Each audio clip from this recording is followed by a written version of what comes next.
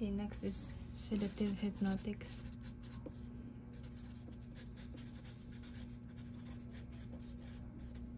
So sedative hypnotics pharmacology.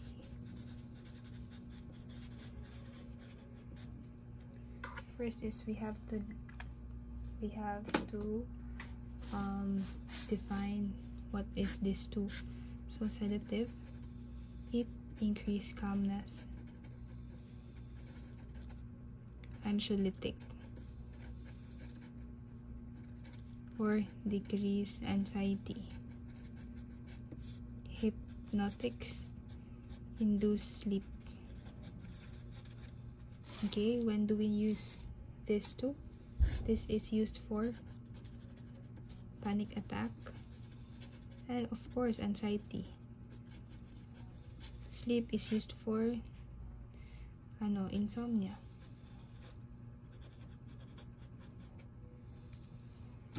Or other disorders that cannot sleep. Okay, first we have to know that there are different drugs involved here. First we have the benzodiazepines, we have the barbiturates, we also have the new hypnotics, which are the zolpidem, zaleplon, and isopeplon. Okay, ito ba na-experience sa isopeplon? With E. Okay. Aside from that, there are also others. We have buspirone, ramelpion, suvorexant,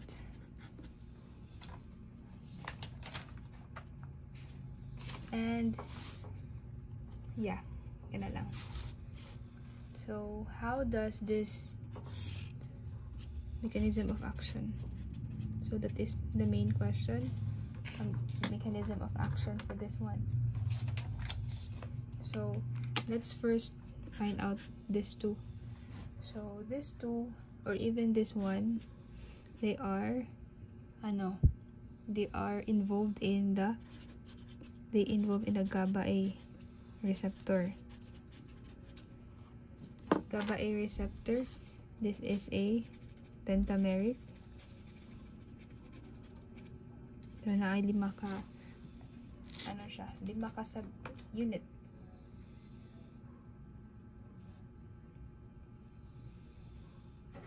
So this one, GABA A, is also a chloride ion channel. Pasabot, the ion responsible for, or the ion that would be affected once this receptor is activated, is the chloride ion.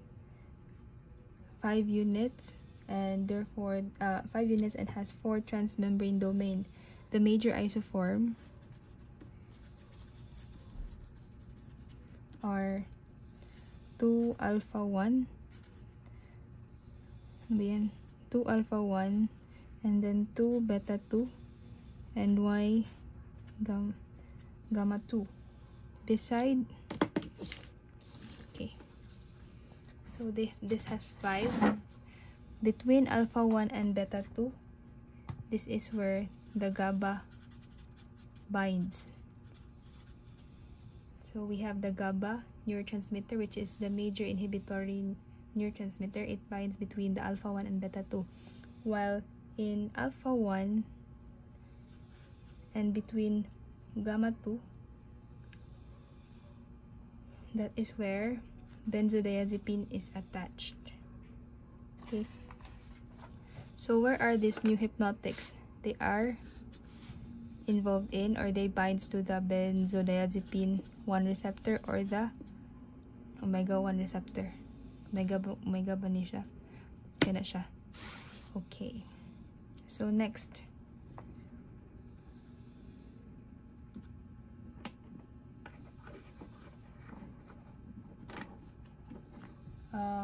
let's talk first now. Before we go deeper with the pharmacodynamics, we must know about their pharmacokinetic.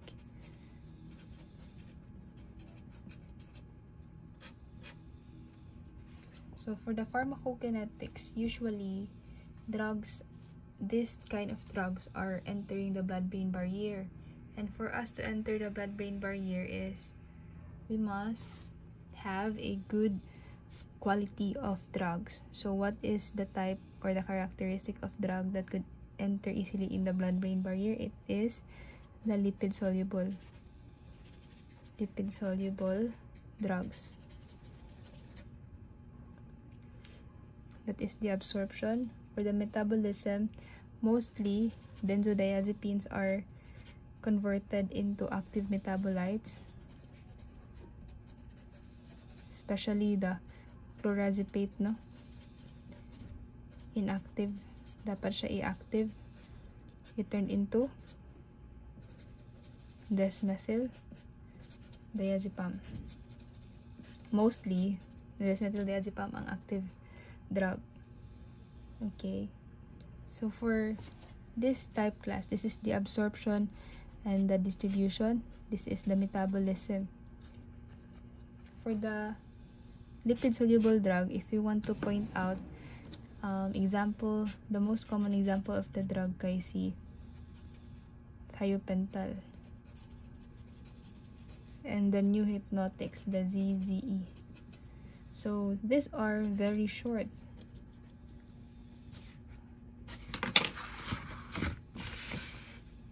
Very short acting and very rapid,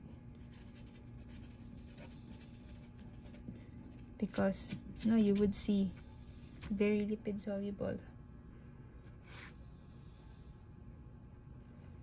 Then what else? Since this is very rapid acting and very short acting, they are ranked, no? They are reorder siya from Zaleplon to Zolpidem, equivalent to triazolam. Triazolam is equivalent to isopicolone and chloralhydrate. These are the rapidly metabolized drugs, Zaleplon being the first one, followed by Zolpidem.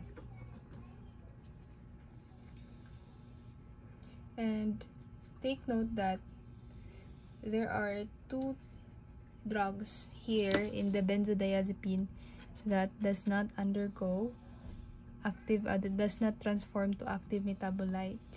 These are the lorazepam and oxazepam. These two drugs does not undergo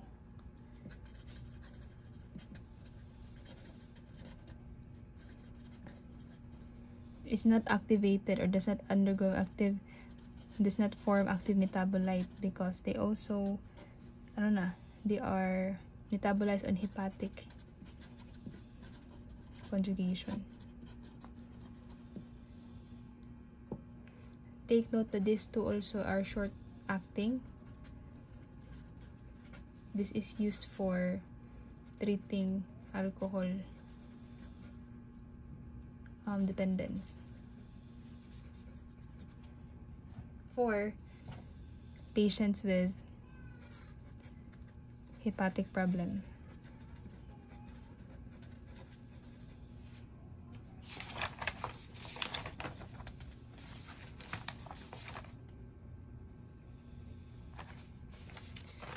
Okay.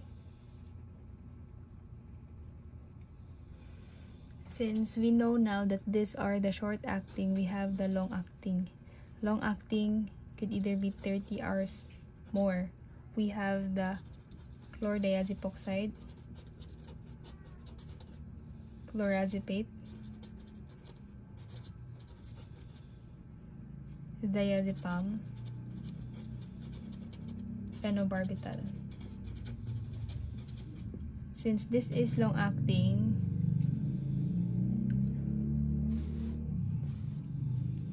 hindi makita din.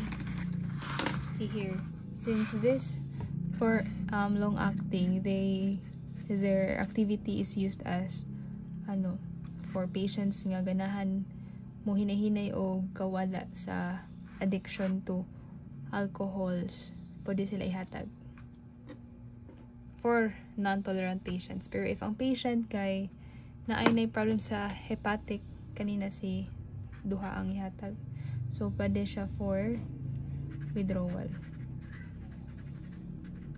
adjunct or treatment. Ethanol withdrawal pwede siya. But if you ask me, asa gid ana ang mostly ihatag, it's the chlordiazepoxide and the diazepam.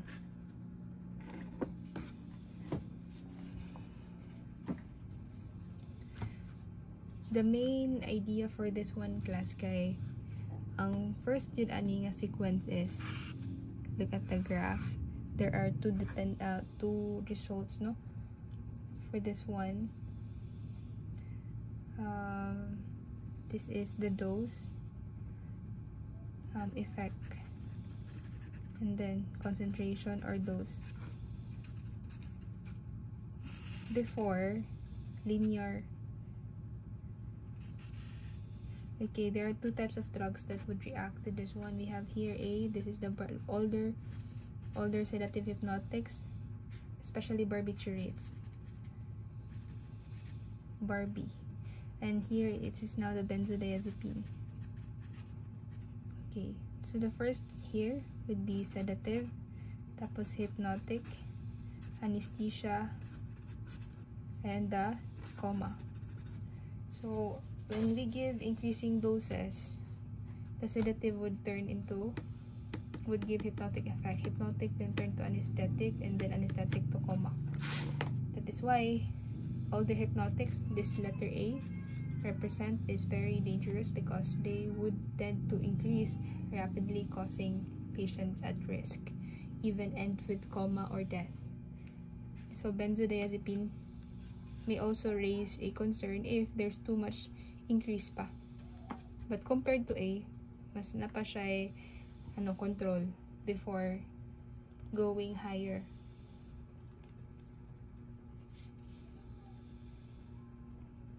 So what are the difference between benzodiazepine and barbiturates? For the mechanism of action, BZ is attached to the GABA, A, between alpha 1 and gamma 2. It benzofreak, increased frequency openings of GABA receptor, thereby increases chloride ions influx. So when chloride ions is increased, what happens there? Inhibitory effect. Take note, we want inhibitory para makatulog ang patient o makalma siya. So inhibitory effect would there be elicited. But the question here, benzodiazepine only help ra siya. They agonize.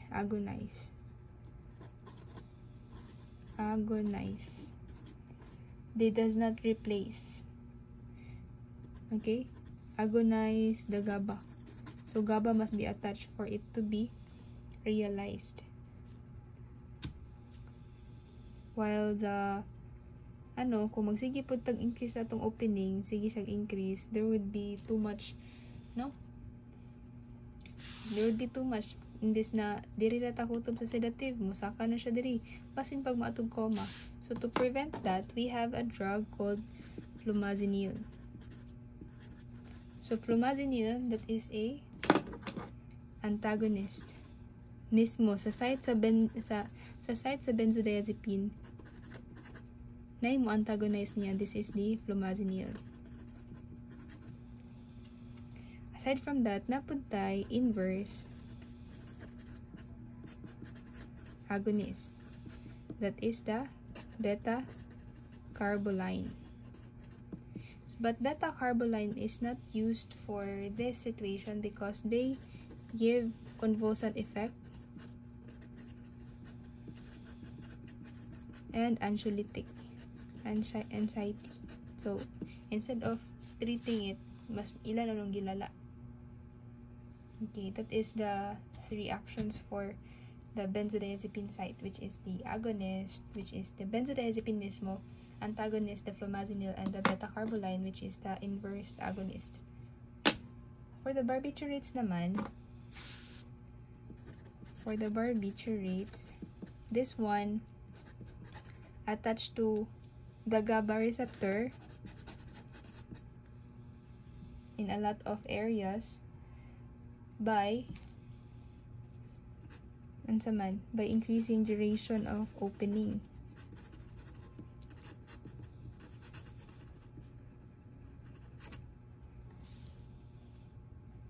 It depresses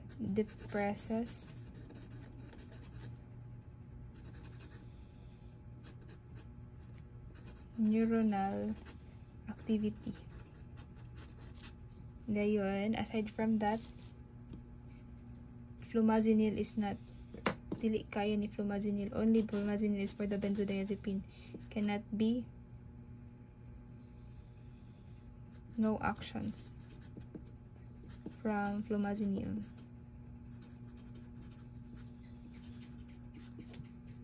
Not affected by flumazenil. Take note also that these barbiturates also block excitatory glutamic. Okay, and block sodium channel.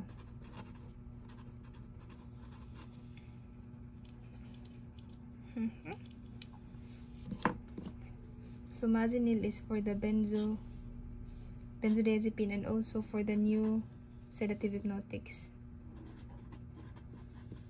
Okay. So for that, aside from that, we have for the GABA receptor, we have the benzodiazepine, barbiturates, and the neurohypnotics. Basically, ari siya mo-attach siya benzodiazepine site yun siya mismo, and then omega-1. So for the effects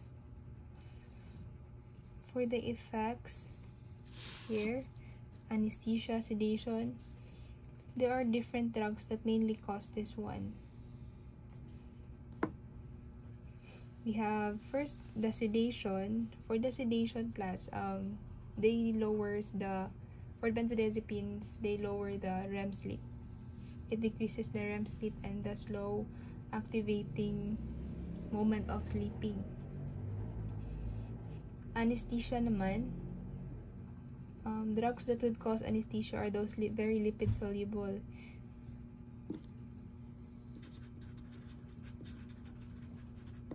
Can cause lipid soluble.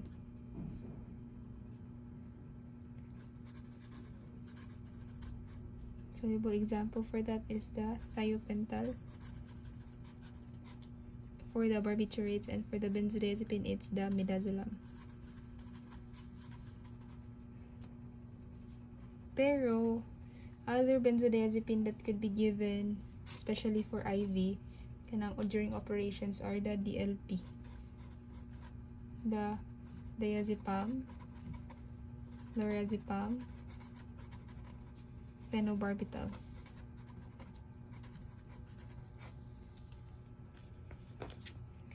There is very unique about this diazepam. This is highly sedating, could treat anticonvulsant. Aside from that, they are muscle relaxant. Lorazepam again, asa siya familiar? Ito siya sa here. Could also be given for alcohol dependence as a short-acting for patients with hepatic problems. Okay, anticonvulsant.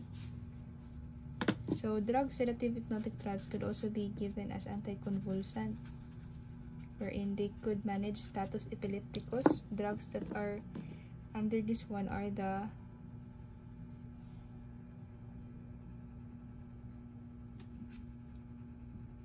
this one is the anticonvulsant.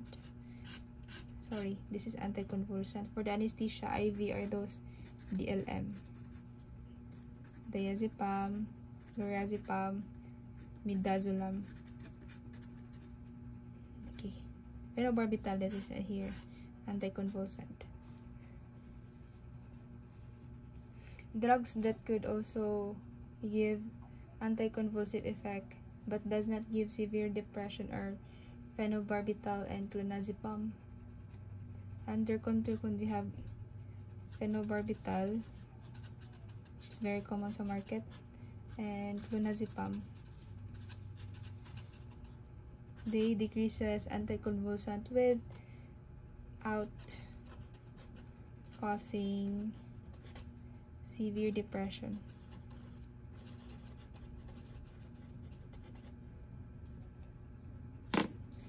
Muscle relaxant. Aside from the diazepam, we have the carbamate called meprobamate.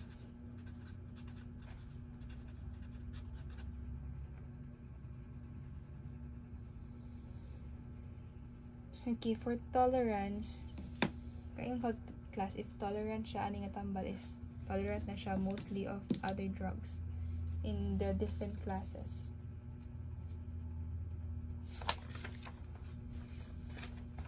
So for anxiety, we have the benzodiazepine, mostly recommended for panic attack. Number 1 for this one is the alprazolam, followed by clonazepam. They are highly favored. Benzodiazepine are highly favored. More specific, this one. Okay, for the sleep disorder or the insomnia itself or hypnotics,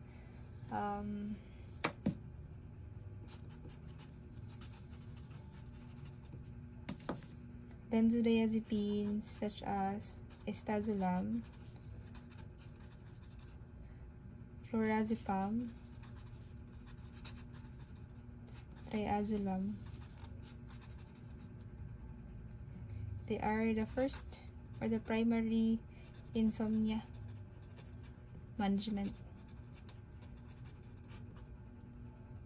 The problem here is that these drugs could give daytime cognitive impairment. Why? Again, benzodiazepine class lowers the REM sleep, which is responsible for your restoration and mental alertness in the morning. So if you give these drugs, benzodiazepine, in the long run, you will have this daytime cognitive impairments. Magka-problem kasi yung alertness and the brain activity. That is why later on, scientists discovered drugs and promoted or developed drugs to lower these side effects. Now we have the newer hypnotics. New hypnotics are the ZZE. Again, they are attached here in the receptor. So take note that zolpidem is what kind? Can we look at imidazo, pyridine class. So you must remember what class are they belong. So we also have zolpidem and isopeplon. These are short-acting and is therefore mas lessen yun nilang activity in the side effect. Maano raman siya, di man siya mag-accumulate inside the body. For the anesthesia, Now we have here the thiopental. We also have midazolam and diazepam. For the seizure, like anticonvulsant, we have clonazepam and phenobarbital. We also have bipolar. So for bipolar class, we could give clonazepam for that.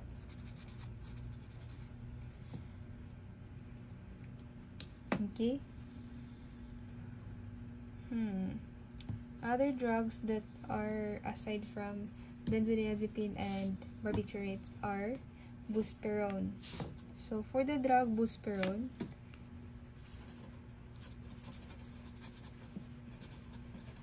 this one is atypical, hindi typical.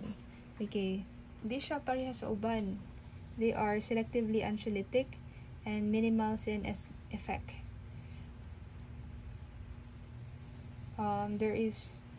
This is for balik ko na ako, selective anxiolytic,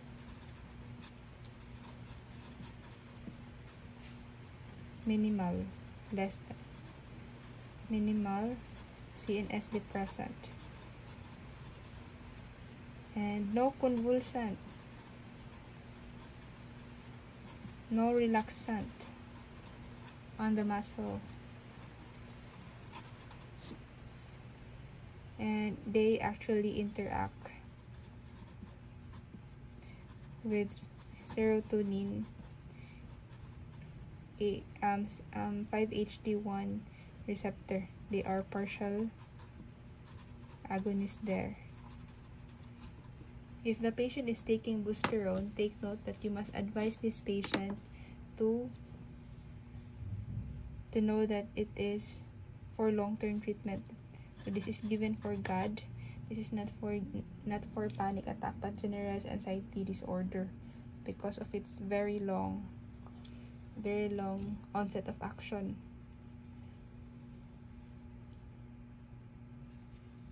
And this is also safe for pregnancy.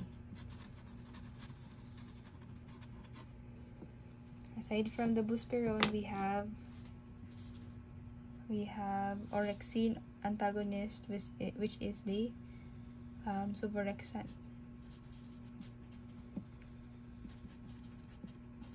Take note that it is an antagonist.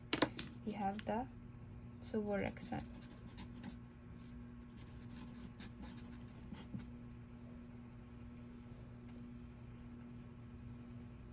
Orexin, this is found in hypothalamus, responsible for sleep.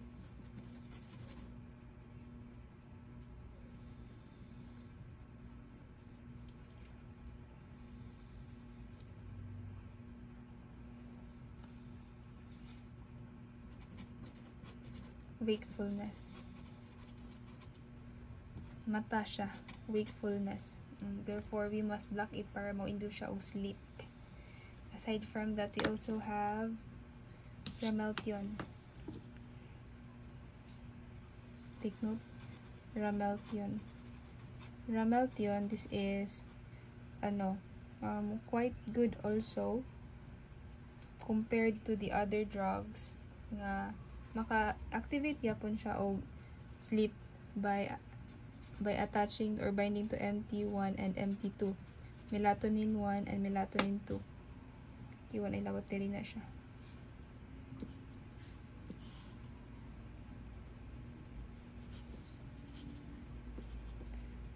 So MT1 and MT2, one thing is sure here is that this one does not have direct effect on GABA receptor, and they could decrease. The sad thing is that they could decrease testosterone and increase prolactin. Masyag mababay. Similar for this one is the tasimeltion.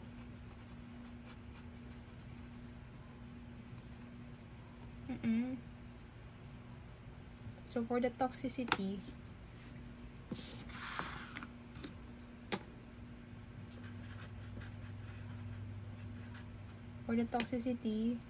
since this is very lipid lipid soluble, mosulod man dyan siya sa brain, therefore it would experience psychomotor dysfunction. Psychomotor dysfunction pasabot, there would be cognitive impairment.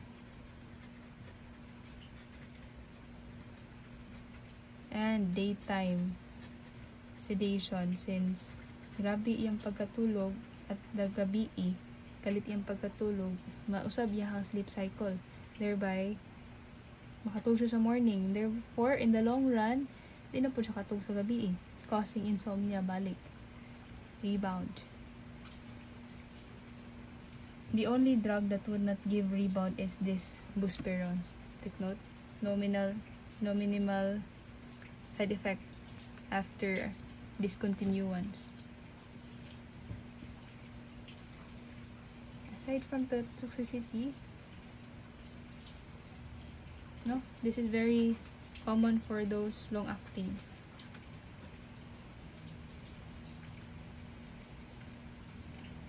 And also, this is single-acting dose. Single-acting pala. Triazolam. Kay kalit yung pagkawala.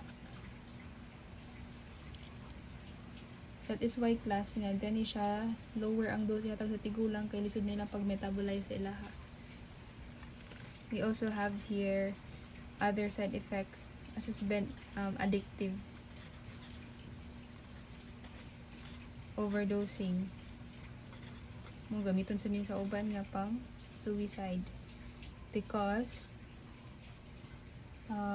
there are problems that relate to cardiovascular and for the respiratory depression.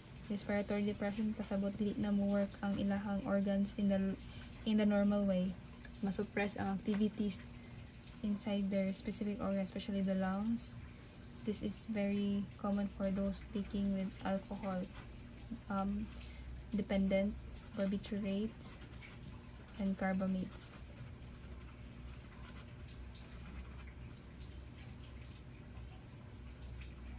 First thing you have to do here is to induce airways. Biglisod na po siya ginhawa. Adverse effect for this one, since alcohol could also have drug interactions with other drug. Careful ta sa paghatag anak niya. Barbiturates and carbamates are enzyme inducers. Barbi plus carbamates, barbiturates and carbamates are enzyme inducers. Pasabot, they increase metabolism of most drugs. So if barbiturates or carbamates are given together with some drugs, di na mo effect ang ubang drug, kay ang metabolize sa ubang drug gi-increase man aning duha katambal. Okay, this barbiturates also could increase porphyria. Porphyria pasabot, there would be a abnormal increase or the abnormal number of hemoglobin guba niya. For chlorhydrate drug, aside from its very long acting that is used for ethanol withdrawal, this one could also displace coumarin. Coumarin is an anti-bleeding drug.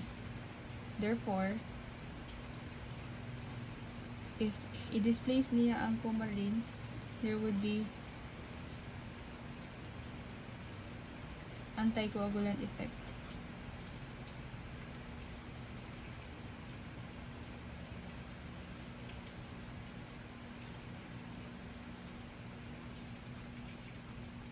So, what happened after that? Mukos siya o bleeding. Therefore, you must take note that chlorhydrate should not be given with coumadin. So I guess that's all for the sedative hypnotics.